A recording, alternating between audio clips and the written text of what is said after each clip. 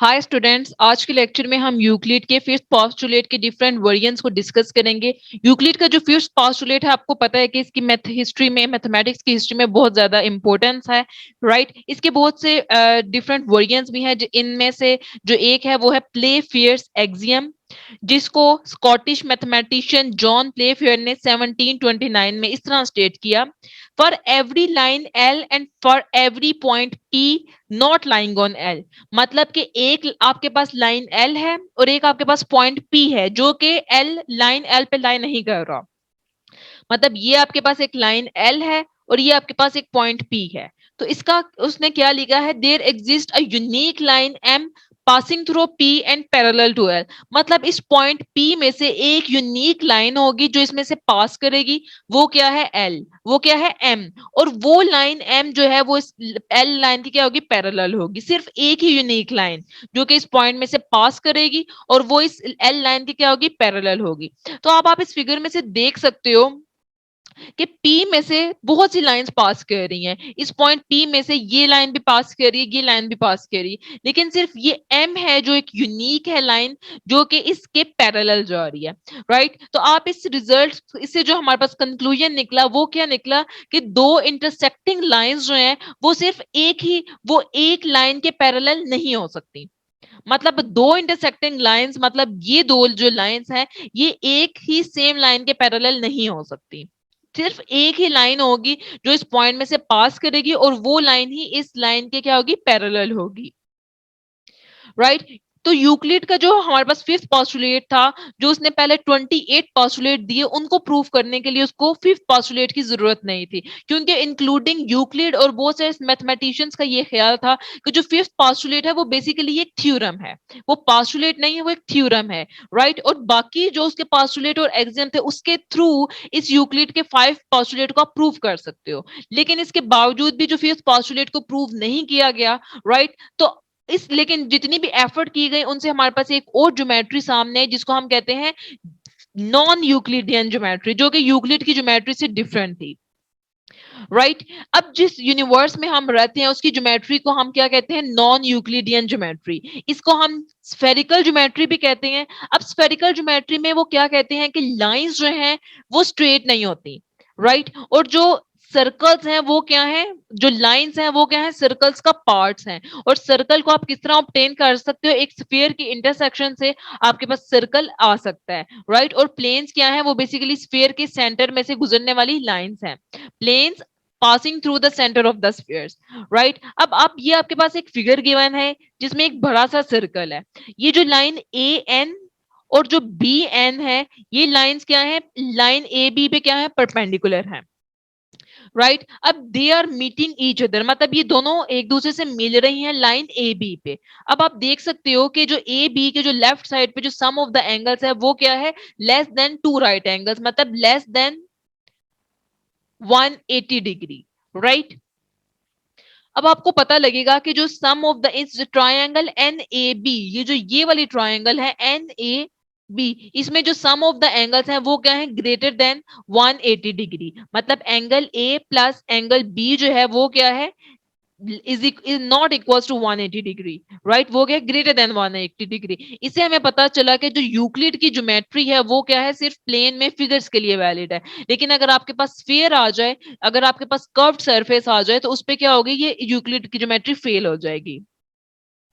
Next है आपके पास example 3, consider the following statement. वो क्या है, there exist a pair of straight lines that are everywhere equidistance from one another.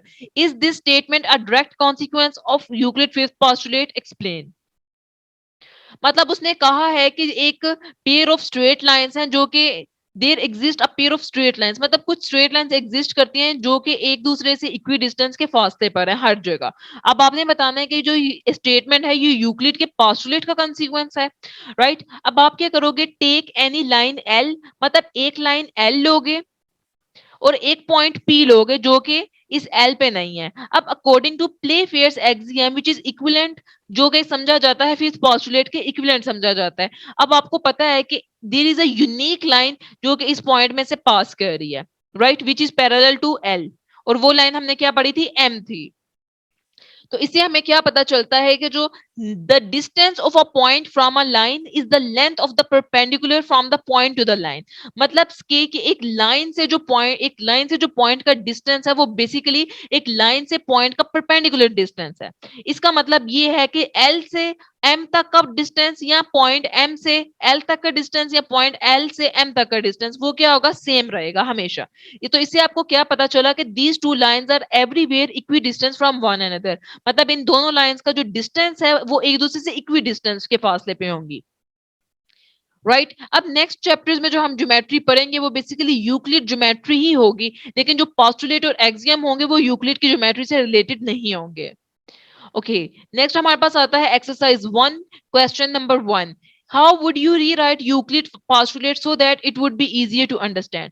अब यूक्लिड का postulate हमें पता है कि if a straight line falling on two straight line makes the interior angles on the same side of it taken together less than two right angles, तो वो क्या होगा, then the two straight lines अगर उनको indefinitely produce किया जाए तो उसका जो sum of the angles क्या होगा, 180 डिग्री से लेस होगा. अगर तो वो लेस है तो आपके पास जो दो स्ट्रेट लाइंस ए बी और सी डी होंगी वो क्या होंगी, लेफ्ट साइड पे इंटरसेक्ट करेंगी. राइट मतलब अगर आपके पास ये लाइन ए बी है, राइट, और ये लाइन आपके पास है सी डी, और ये आपके पास एक लाइन पी क्यू है जो कि क्या फॉल कर रही है लाइन ए बी और सी डी पे. ये आपके पास एंगल 1 आ जाएगा और ये आपके पास क्या आ जाएगा, एंगल 2 आ जाएगा.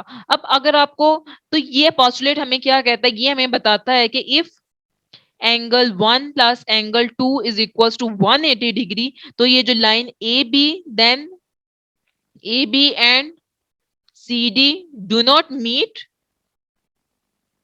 एंड पी क्यू जो है P Q is perpendicular to A, B and C, D. और इसके अलावा हमें ये यूक्लिड का पोस्टुलेट और क्या बताते हैं कि if angle 1 plus angle 2 is less than 180 degree, तो ये जो then A B and C D lines meet on a point. Right तो ये क्या होगा, ये जो अगर एंगल 1 एंगल 2 180 डिग्री से लेस देन है तो जो ए बी और सी डी लाइंस है ये क्या होगा, पी क्यू के लेफ्ट साइड पे किसी पॉइंट से मिलेंगी. तो हम पोस्टुलेट 5 को रीराइट किस तरह करेंगे कि straight lines intersecting there is a line passing through P which is parallel to L and there is only such line. मतलब सिर्फ एक ही लाइन होगी जो कि उस लाइन के पैरेलल होगी. और दूसरा आप क्या किस तरह लिख सकते हो कि two intersecting lines cannot be parallel to the same line. मतलब अगर दो इंटरसेक्टिंग लाइंस हैं वो एक ही लाइन के पैरेलल नहीं हो सकती. नेक्स्ट हमारे पास क्वेश्चन आता है question number 2. Does Euclid fifth postulate imply the existence of parallel lines, explain. Again आप यूक्लिड का फिफ्थ पोस्टुलेट स्टेट करोगे. इफ मतलब अगर एक स्ट्रेट लाइंस दो लाइंस पे फॉल कर रही है और उसके इंटीरियर एंगल्स जो है वो 180 डिग्री मतलब टू राइट एंगल से कम है, तो वो क्या होगा, अगर उस लाइन को प्रोड्यूस किया जाए इनडेफिनेटली ऑन बोथ साइड्स तो वो क्या होगा, वो दोनों लाइंस एक पॉइंट पे मीट करेंगी. राइट लेकिन अगर उन दोनों का इंटीरियर एंगल जो है अगर वो 180 डिग्री से इक्वल है या ज्यादा है तो वो दोनों लाइंस क्या होंगी, एक दूसरे के पैरेलल होंगी. राइट तो आप क्या करोगे, if straight lines falls on the if straight line falls on the straight lines A, B and C, D, मतलब अगर एक लाइन P, Q जो है वो A, B और C, D पे फॉल कर रही है, right making the interior angles 1 and 2, तो आपके पास क्या होगा, और अगर ये angle 1 plus angle 2 is equal to 180 degree होंगे तो ये क्या होगा, ये दोनों लाइंस मीट नहीं करेंगी, तो ये लाइंस क्या होंगी, पैरेलल होंगी. You can write this is the line N, this is the line L. अगर आप इसको प्रोड्यूस करो और ये अगर आपके पास एक लाइन M है, राइट अगर आप इसको प्रोड्यूस करो तो ये क्या करेंगी, किसी पॉइंट पे इंटरसेक्ट करेंगी.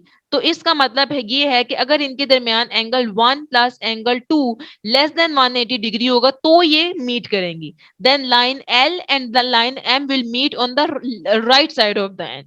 राइट अब यू नो कि L एंड M आर, आपको पता है कि L और M क्या है, पैरेलल हैं. मतलब अगर आपके पास L and M are parallel lines, तो आपके पास क्या बनेगा, angle 1 plus angle 2 is equal to 180 degree. मतलब ये कि ये आपके पास L है और ये आपके पास M है। अगर ये दोनों पैरेलल लाइंस है और ये आपके पास एक लाइन है N है, तो आपके एंगल क्या बनेंगे, 1, 2, 3 एंड 4। और आप देख सकते हो कि एंगल 1 और एंगल 2 क्या है, 180 degree. Similarly angle 3 plus angle 4 वो क्या है, 180 डिग्री। राइट, तो यूक्लिड का जो फिफ्थ पोस्टुलेट है वो कहता है कि अगर तो ये एंगल 180 डिग्री के, ये दोनों एंगल्स 180 डिग्री के इक्वल हैं, तो ये क्या होंगे, ये किसी पॉइंट पे ये दो जो लाइंस हैं ये इनका कोई इंटरसेक्टिंग पॉइंट नहीं होगा। राइट, तो by Euclid theorem these two, ये जो लाइंस हैं ये इसके लाइन एन के लेफ्ट साइड पे मीट नहीं करेंगी। तो इससे आपको क्या पता चला कि जो यूक्लिड का जो फिफ्थ पोस्टुलेट है ये imply the existence of parallel lines. Right, तो स्टूडेंट्स ये था हमारा आज का लेक्चर जिसमें हमने यूक्लिड के फिफ्थ पोस्टुलेट के इक्विवेलेंट टर्म्स को एक्सप्लेन किया।